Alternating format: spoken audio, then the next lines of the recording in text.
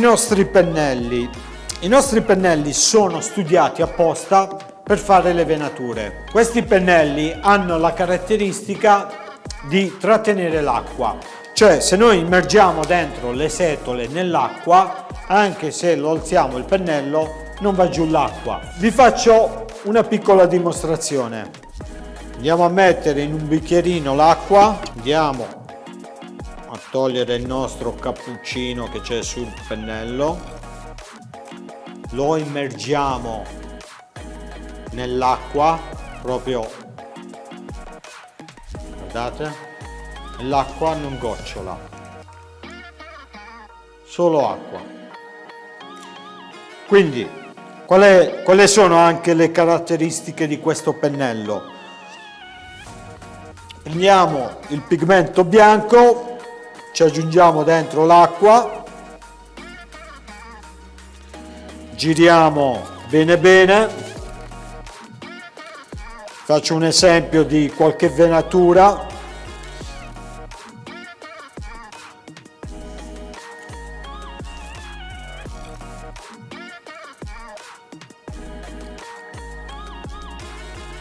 quindi possiamo fare proprio delle sfumature grandi, oppure giriamo un po' il pennello, facciamo delle venature sottilissimi, oppure andiamo in questo senso qua, ci fa tipo delle sfumature tipo una piuma. È veramente un pennello, come dico sempre ai corsi, un pennello magico, perché con un solo pennello fine riuscite a fare da la vena piccola alla vena grande. Guardate, fate proprio delle venature simili a una matita, no?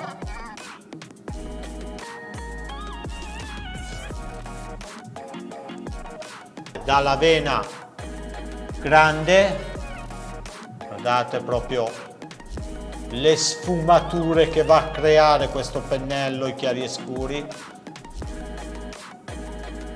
Volendo andiamo ad immergere anche nell'acqua per creare più sfumatura.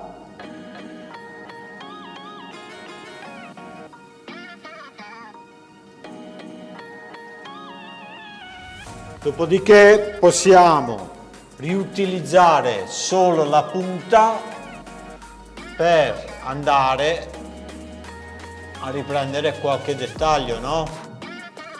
Ecco qua, e avanti così per tutta la nostra parete. Questo pennello è indicato per le nostre lavorazioni. Vi ricordo che li potete trovare sul nostro sito antonioliso.com, sulla pagina shop.